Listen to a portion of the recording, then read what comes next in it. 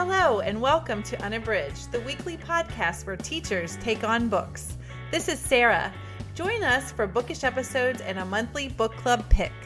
This is Ashley. Find us on Instagram, Facebook, and Twitter at Unabridged Pod, or go to our website, unabridgedpod.com, where the books we read are linked for purchase. This is Jen. Check out our Teachers Pay Teachers store, our Patreon page, and our newsletter. Please rate, review, and subscribe on Apple Podcasts to support us. You want opinions about books? We've got them.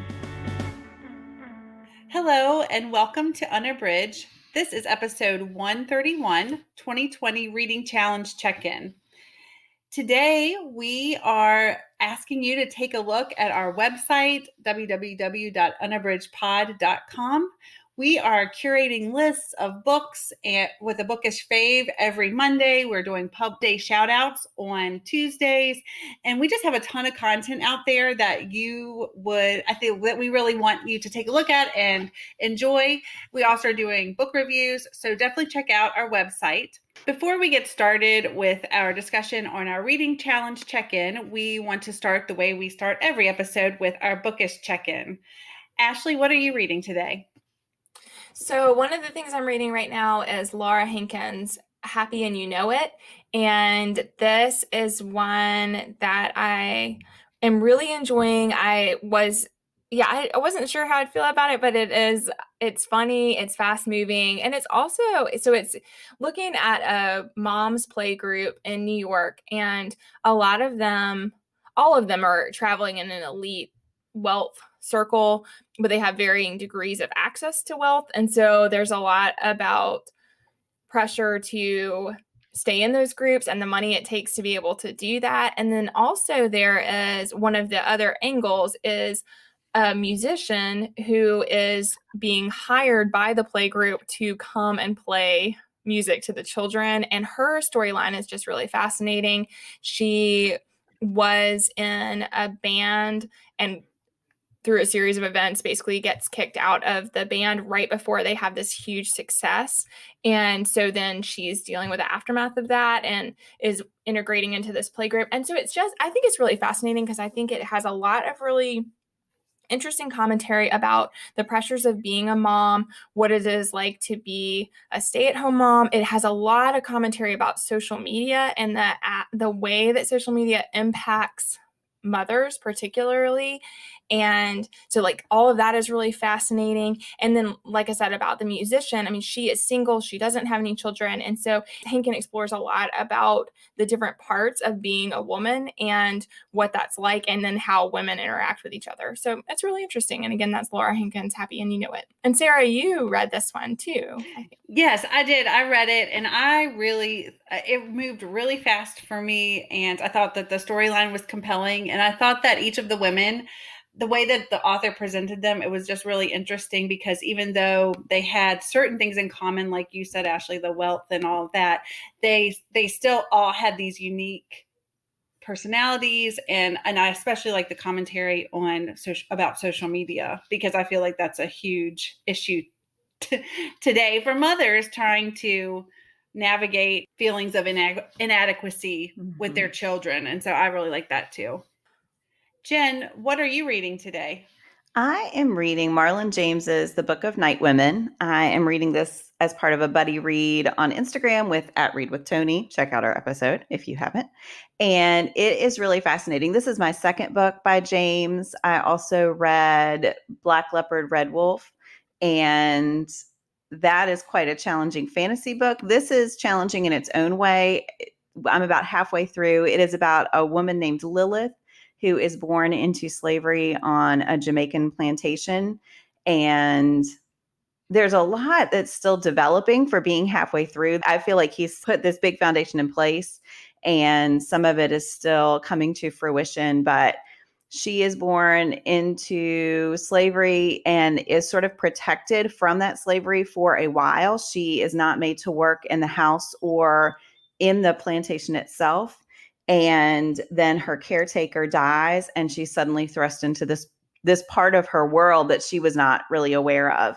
And so it's a really fascinating look at this girl who is coming of age and also suddenly realizing the life that she has been born into that she wasn't fully cognizant of before.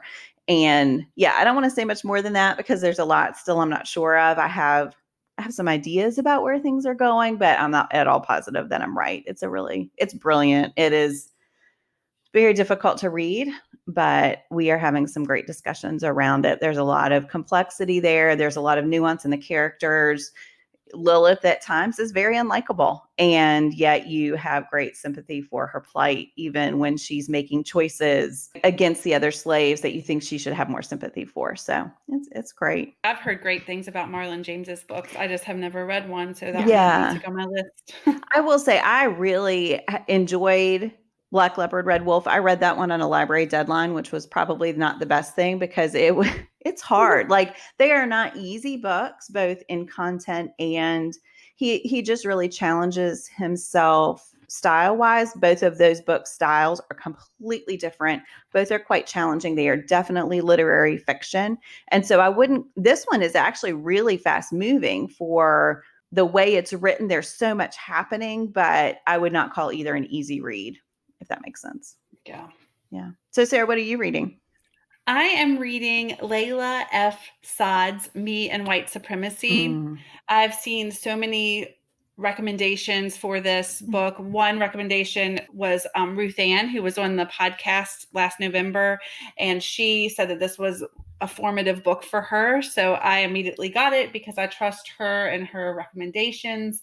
And I've just seen a lot of people talking about Layla F. Saad, and her Instagram account is amazing, which we can link to in the show notes, because she just provides a lot of resources or things that I, trying to learn, can seek out. I'm really learning a lot in the book, and I'm not too far into it, but it reads very quickly, and she is just so intelligent and smart, and the way that she presents the information, I'm learning so much. So that is what I'm reading.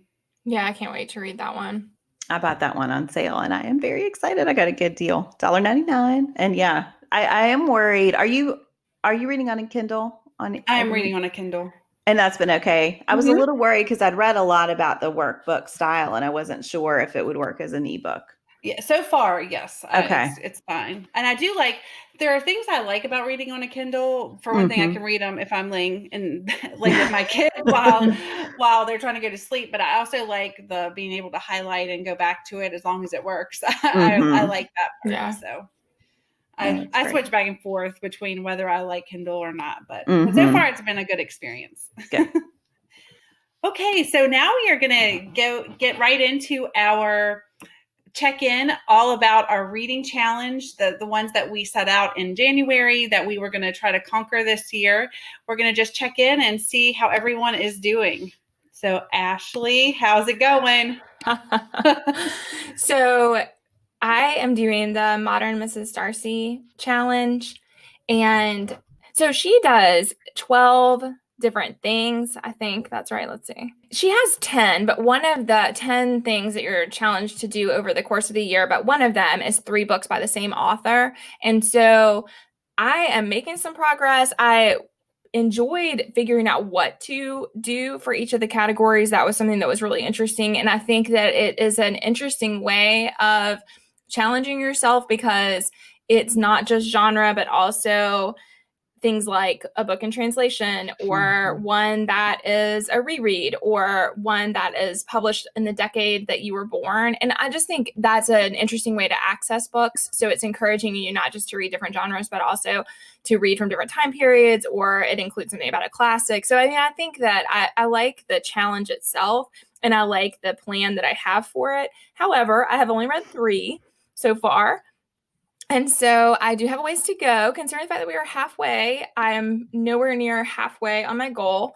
And I haven't gotten into the 3 by the same author yet. And so, yeah, I think I really challenged myself with the choices that I made. And I feel sure that I can accomplish it over the course of the year, but I may have to make some adjustments about the things that I've chosen. So, I think one that I was excited to start is John Steinbeck's East of Eden.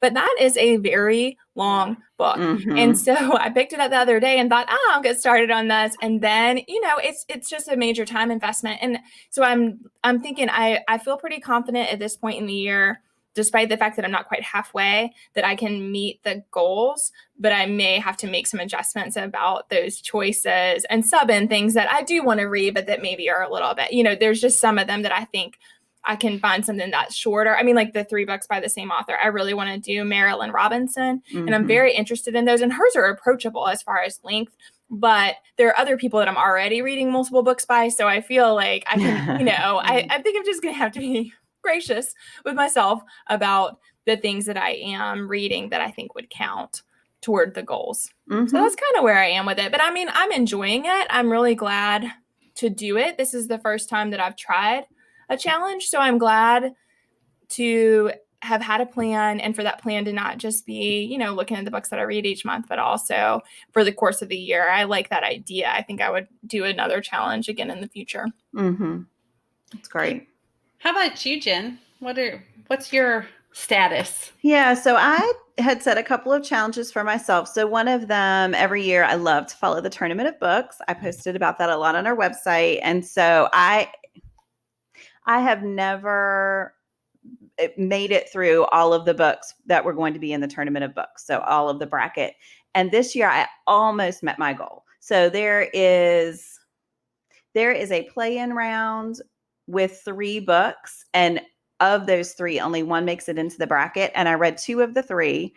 I did read the one that made it into the bracket. I didn't read one of them. So I can't call myself a completionist completely, but I almost made it.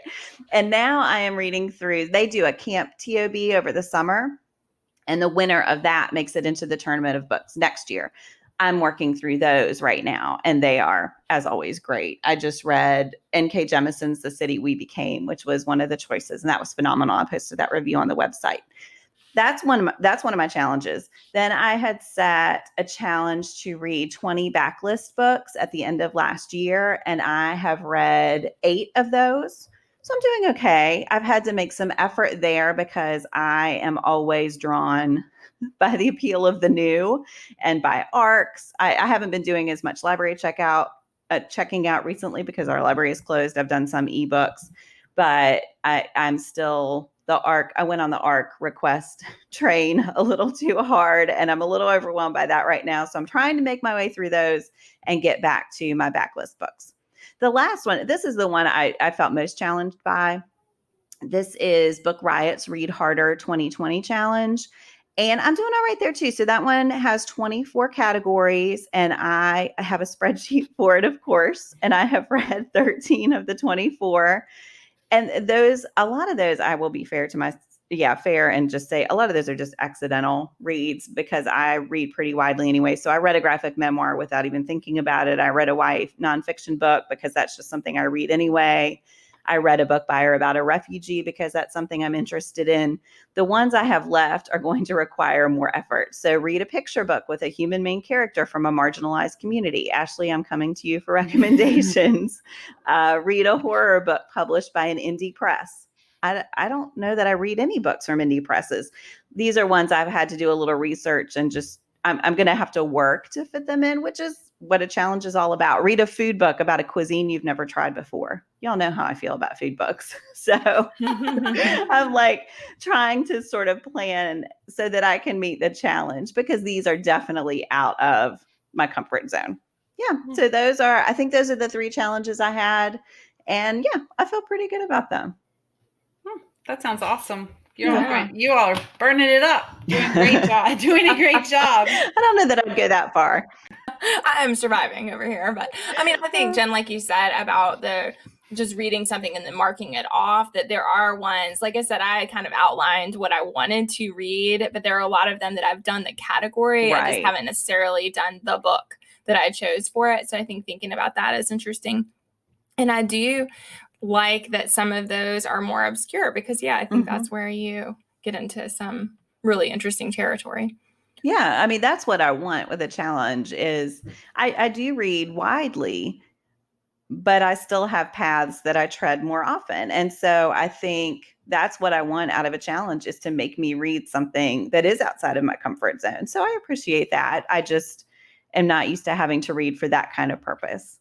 It'll be, we'll see where we are by the end. Sara, how's your challenge going?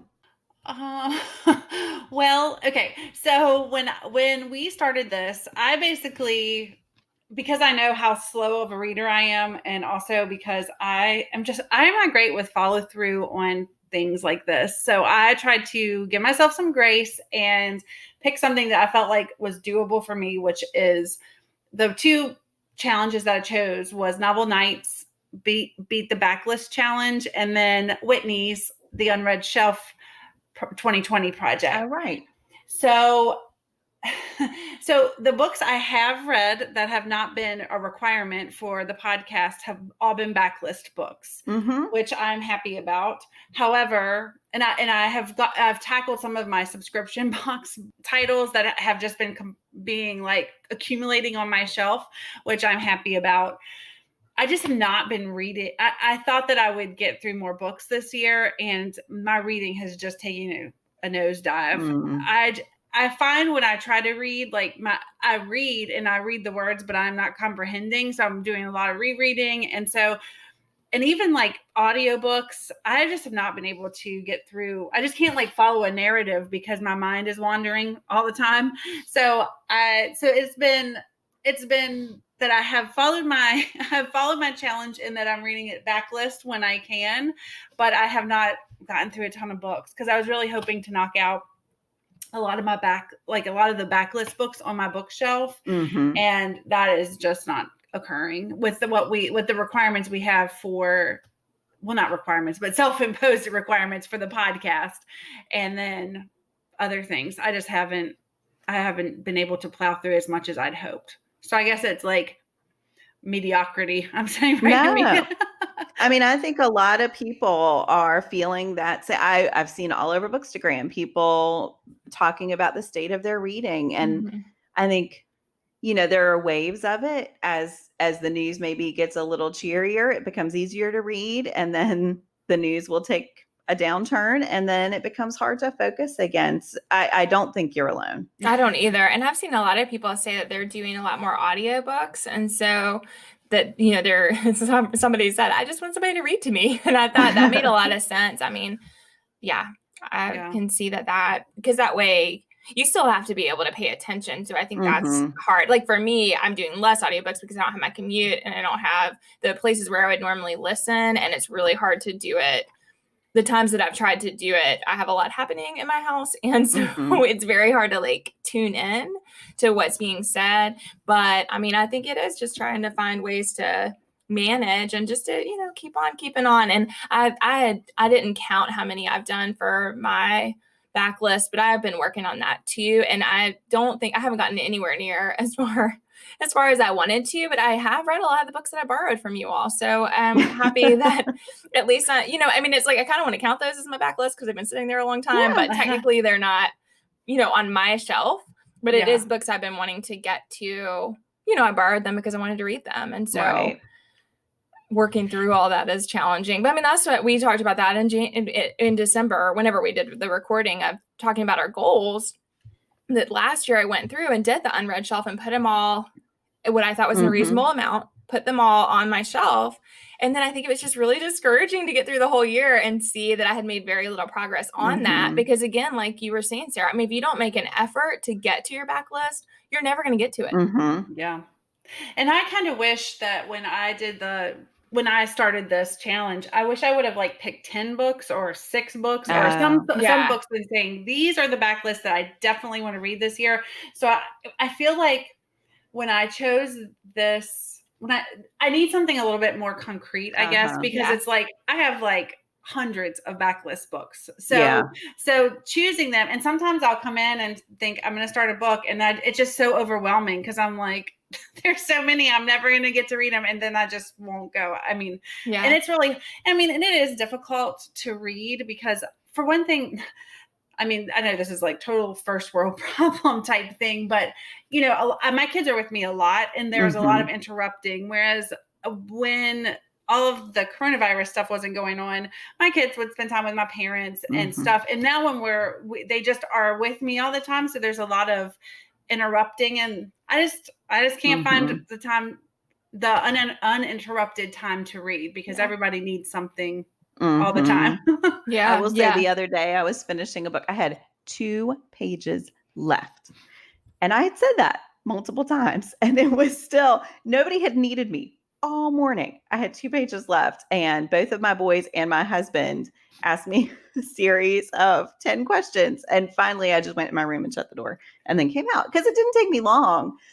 But I wanted it. I wanted to feel it. I didn't want to just, like you said, Sarah, I didn't want my eyes just to go over the words and be like, yeah, I finished it. It was this, I can't even remember what book it was, but I knew normally I would have been sobbing. I didn't quite get there, but I did want to feel it. And yeah. And the audiobooks have been tough too. Like you said, Ashley, we all normally have a commute and we're moving from school to school. The most audiobook I've been listening is when my husband and I were doing yard work and the boys did not want to help. And I was like, that's all right. I'm going to listen to my audiobook. And so it was hours of audiobook listening. And that's the most I've been able to listen since we've been home. It's yeah, for audiobooks, like I try to do an audiobook or even anything that is like audio, and I'll have my headphones in. And most of the time it's like I'm doing cleaning or folding laundry or whatever. And then one of my kids inevitably comes up and starts talking to me. And I'm like, do you see these earbuds? That means I cannot understand anything that you are saying. And so then I stop it and then I have to go back. And like, I was just, or I have the earbuds in and it's at like a part in the book and one of my kids will go to my phone and hit pause. And it's just so jarring. So I'm just like, I can't do this. So it has been a struggle to figure out how to manage my reading. Yeah. Because like, I guess too, like reading is an isolating, an individual activity. So if everybody's not reading, I mean, we can all watch a movie together or we can all, go and play outside together, but reading, unless everybody's reading, it's kind of isolating. And so the kids don't like that. Don't like that time for their parent, I guess. So yeah, I mean, it's hard not to get discouraged because I think it's exactly that I'll take a book, I'll be hanging out outside and I'll take a book out there and an hour will go by and I will have read 4 pages and literally that's how much. And again, I mean, that's a minor complaint on the scale of things that are happening, but it's hard not to feel discouraged when you think we are spending a lot of time at home and it is hard to quantify what is being accomplished during that time. And I think all people need to feel like they are making accomplishments and that they're doing something. And sometimes I think that's really hard to figure out right now and to feel like you can quantify it. And of course, we're also trying to get all of our work done and make sure that we're doing that work. And a lot of those things are happening. I mean, instead of me working during the workday, I am needing to do all of that at night. And so then that's less time to read, not to mention to do anything else. And so, I think that's probably something that a lot of people are experiencing is just that it's hard to make. And then same exactly what you said with audiobook. I put in my headphones and it is every 2 seconds until I get to the point 30 minutes later that I'm like, this is totally futile. And now I am just really grouchy and mean to everyone. So like we've accomplished nothing except putting me in a really bad mood. So I've just had to try to be accepting of that and just, I mean, there's nothing to do except and just take a breath and be like, this is a place in our life that we are not normally going to be. Yeah. Because I just don't want, we just have to be okay with where we are with stuff, I think. So, Sarah, I did think you said you wished you had made a stack. I think you could do that now. We've got half the year left if you wanted. I don't think you have to. A stack of 1.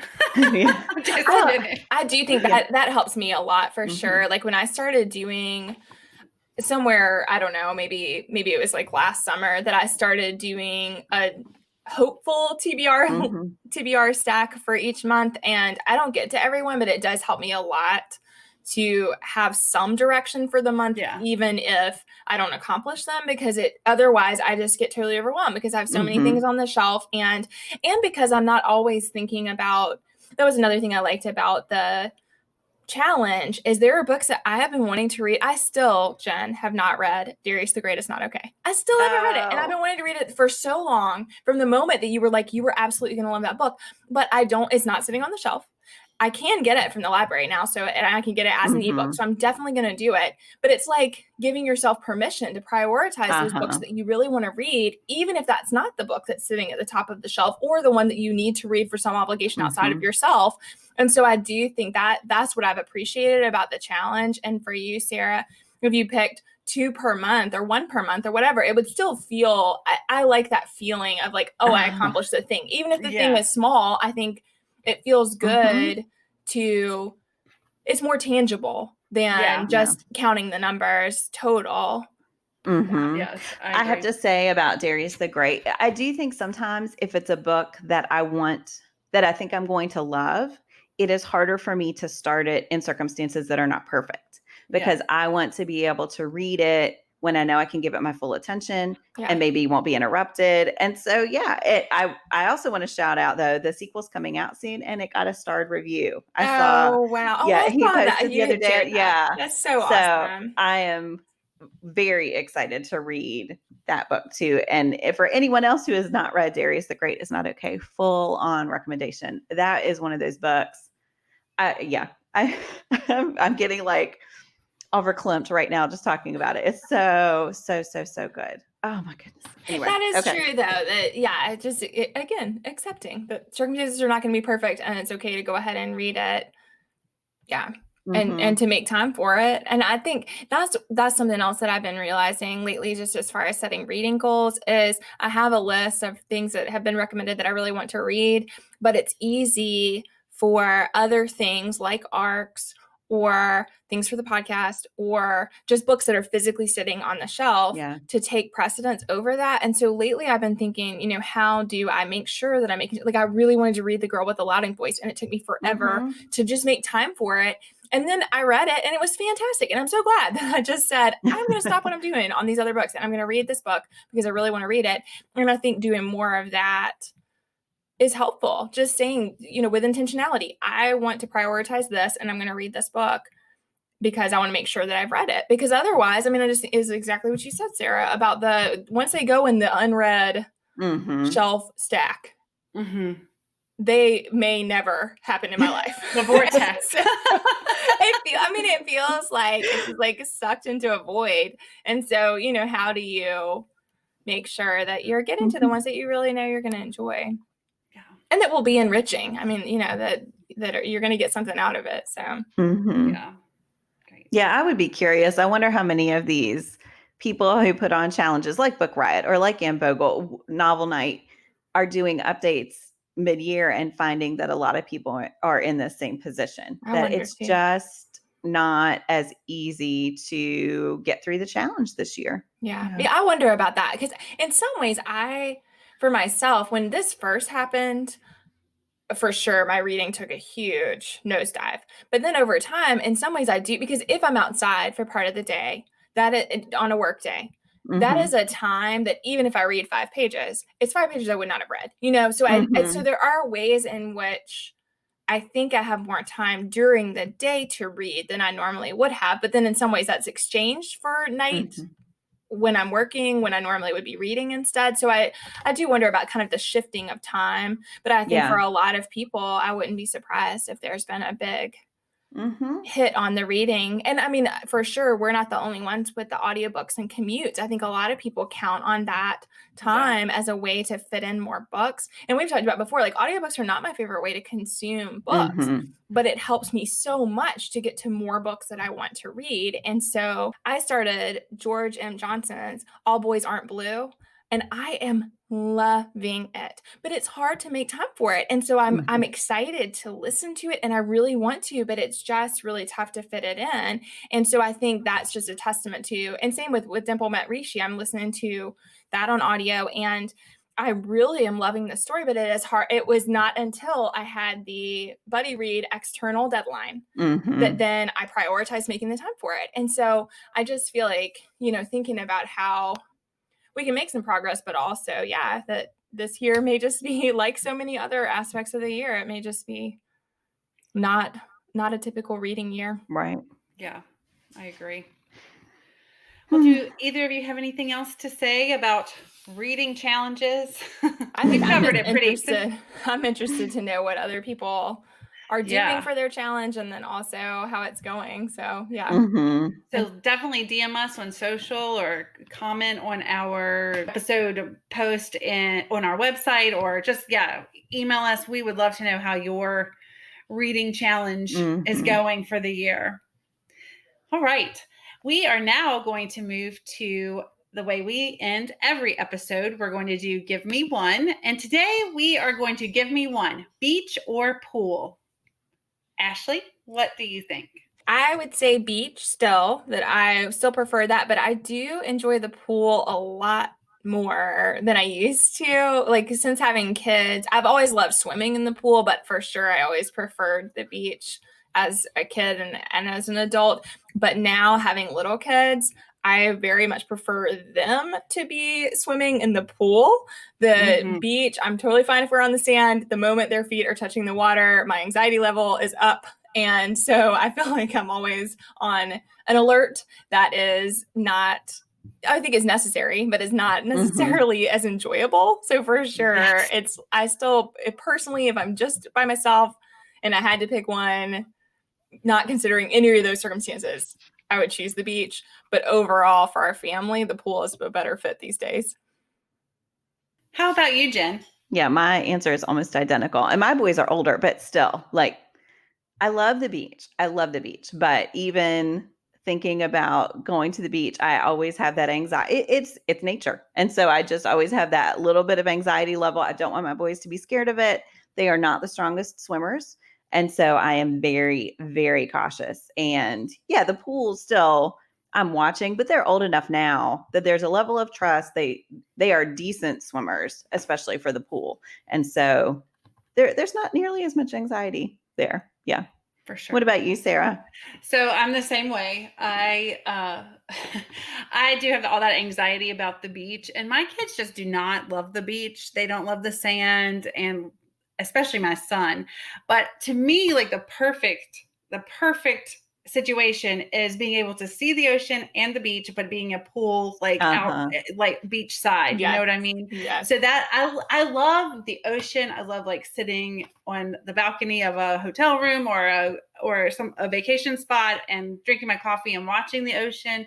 The ocean just is terrifying to me. So I like to be able to see it and hear it and get all the positives, but not have to worry about my kids and my husband and my family and the ocean. So that's kind of where I am too. We all agreed today, I believe. That may be the first time ever. That's true.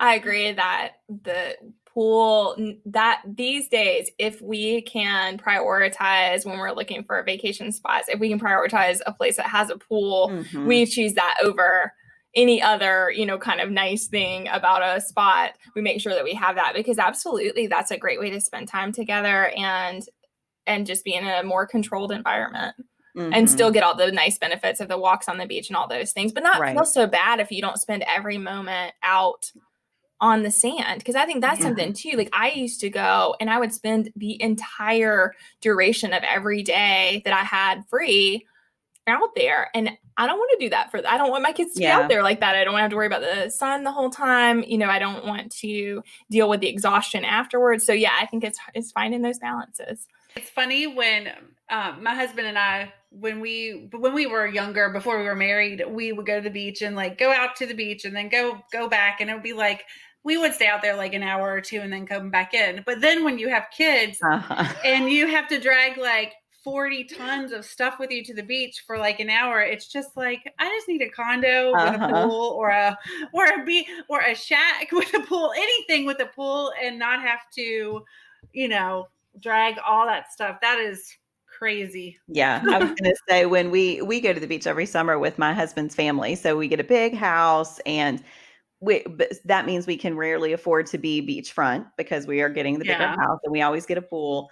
And we used to try, because we are dragging all the stuff, and we would try to force the issue and be like, no, we are going to stay out here for 3 hours. And finally I was like, why are we doing this to ourselves? Like, let's just go back. They can hang out at the pool, and like we'll take a walk at night. We'll look for seashells. The beach is about more than just the beach, and it's about being together as a family and having the nice atmosphere. So yeah, I finally gave up, but it was like I had this vision. My family was not a beach family growing up. I didn't go to the beach until I was 16. I'd never been to a beach before. And so then for me, it was just this amazing thing. And I wanted it to be that for my boys, and they just don't, they like it fine, but they do not want to be out there. We're lucky if we can get an hour. So we just don't take as much. We take some chairs. We take a few sand toys, They Yep. dip their feet in, take a boogie board, maybe do that a few times. But yeah, that's it. Same. It's giving up on the vision for the reality. Yep. I find as a parent that I have to do that quite often. Mhm. What happens in my mind is not exactly what the reality is. For Yeah. sure. Well, we thank you for listening today. We hope that you have enjoyed this conversation. And again, let us know all about what is happening with your reading challenges. We are so curious to know. And don't forget to check out our website for all kinds of different content and new content that we are constantly putting out there. Thanks for listening. Do you have comments or opinions about what you heard today? We'd love to hear them. You can find us on Instagram, Facebook, and Twitter at Unabridged Pod, or on the web at unabridgedpod.com for a list of ways to support us. We'd like to thank Jared Featherstone, who composed our theme music, Strings of Light, and Katie Amy of Amy Photography, our podcast photographer. Thanks for listening to Unabridged.